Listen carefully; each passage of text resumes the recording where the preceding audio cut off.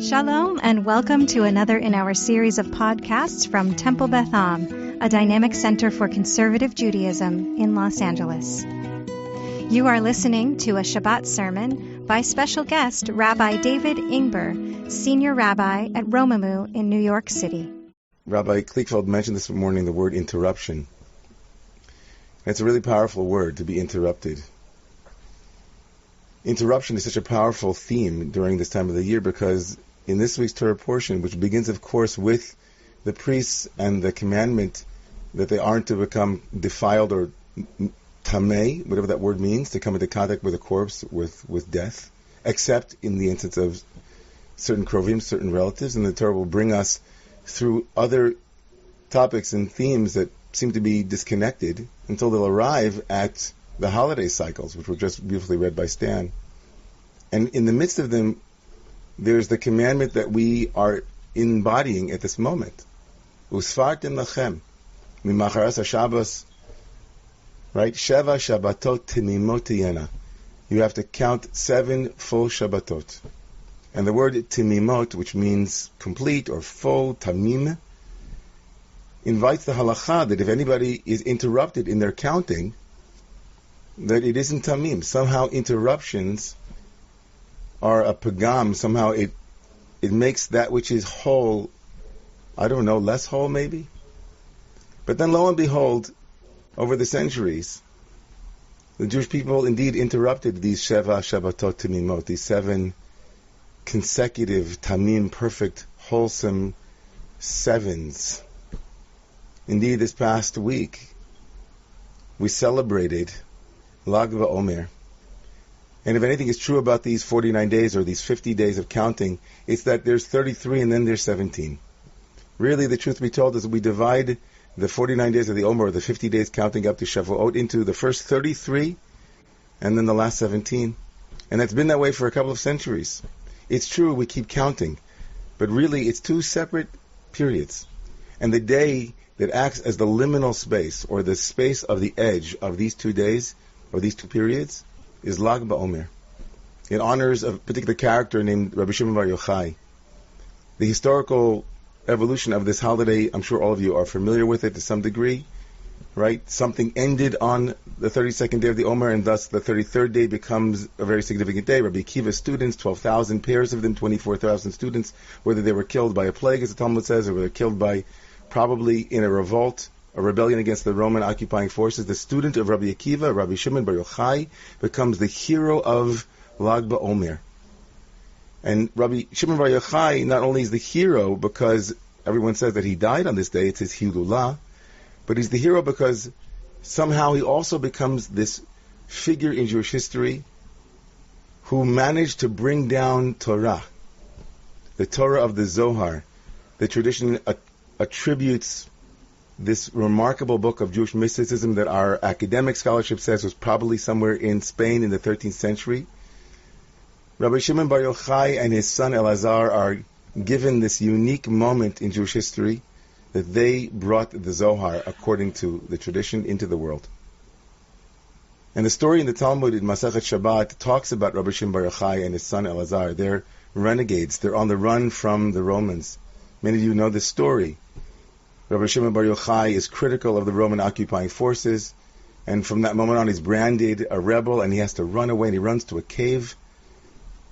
The story appears, by the way, on the 33rd page of Masechet Shabbat, Lag.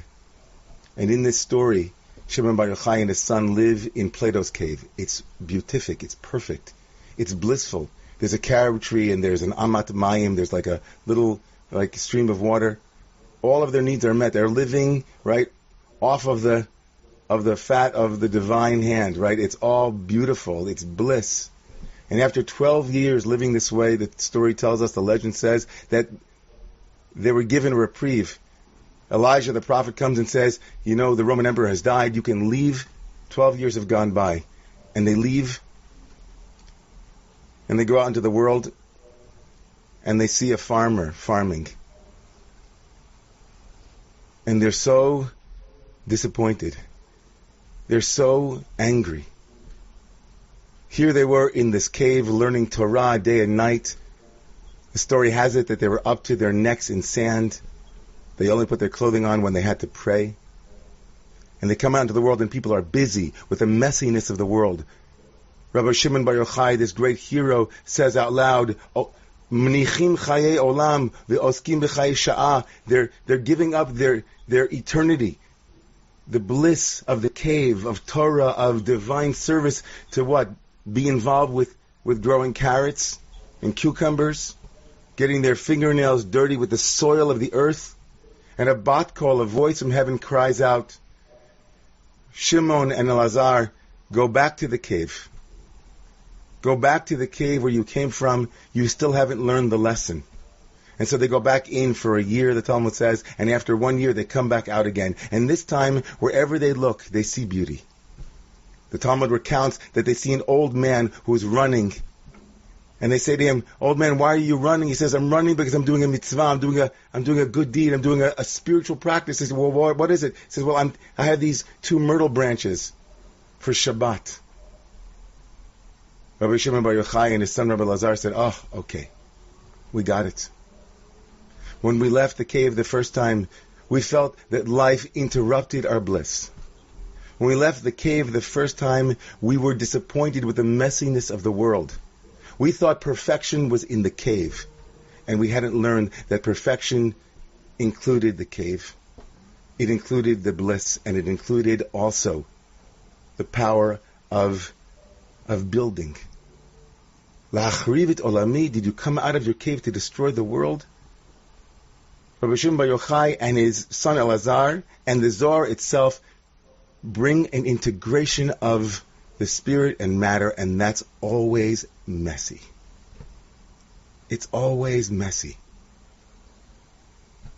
To come out of the cave and to be engaged in the world, to leave behind the safety that the cave offered, invites contingency, it invites not knowing, it invites risk-taking, it invites old age, death. But the old man in the story was running. Kamirahate, the story says. He was running, he had a lift, and he brought 2 myrtle branches and said they are one. The cave and the world need to be integrated even if it costs you, because it will. This vision of interruption, not as interruption, but as part of, that leaving the cave is part of the story, that working in the world is part of the story. I think it makes sense. It made sense for me of this week's parsha in a way that I never understood it before. The parsha begins with Kohanim, and the Torah says a general principle, L'nefesh lo yitama be'amav. All priests are told by the Torah, you are not allowed to come into contact with corpse, with death. But then it goes on to tell us prat, very unique exceptions to that rule. You can't come into contact with death, but you will have to. Your mother, your father, your brother, your sisters, your siblings. The general principle is interrupted by life. Like the counting of the Omer, which is Tamimot, Tehiyena, it is Tamim, it's wholesome, it's unblemished, except we stop on the 33rd day.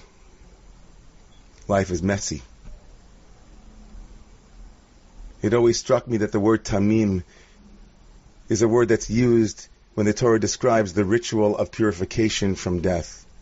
In the book of Numbers, where it describes the para aduma, the red heifer is described as tamim tiyeh. Let that red heifer be tamim, unblemished. And then the Torah says, you see that perfect, tamim, perfect? Burn it. To remind yourselves that there's no way to avoid life's interruptions. There's no way to avoid life's messiness. There's no way to keep ourselves safe fully. It must be the case that to live is also to risk. The word tamim also backwards is meitim. Tam, mace. Backwards and forwards, there is no full without interruptions. There is no tmimut without having to come into contact with that which might be dangerous. And these are my reflections this week as we all, I know, were in shock with what took place in Iran. And the lack of answers, the lack of anything to say. except that tamim means both and. We open ourselves to the world with all of its risks, with all of its contingencies, which of course doesn't mean on any level that if we can avoid, we should. If we can fix, we will. But we hold the fullness of it together. That's what I'm thinking about the Shabbat, and this is what I wanted to share with all of you. As we try to make sense of and hold together the Lag BaOmer, its interruptions, and the 17 days that are coming towards Shavuot. The fullness of the Sabbath is Shavuot, the fullness of those two myrtle branches. A Hasidic Rebbe named the Bnei Yissaschar said that the word Tov is 17 in numerical value. Tes, Vav, and Bet, 9, 6, and 2 is 17, and they allude to the 17 days between Lag BaOmer and Shavuot. And he wrote that when the Torah says, Vayar Elohim es or ki tov, and God saw the light and it was Tov, it alludes to the hidden light that is in these 17 days from Lag BaOmer until Shavuot.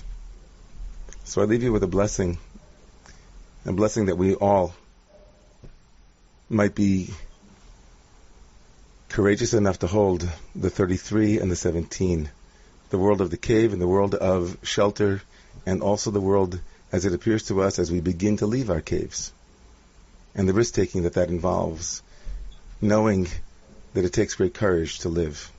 It takes great courage to hold the not knowing that is a part of this admixture of life and death. Blessings to all of us as we hold the Sheva Shabbatot Nimot.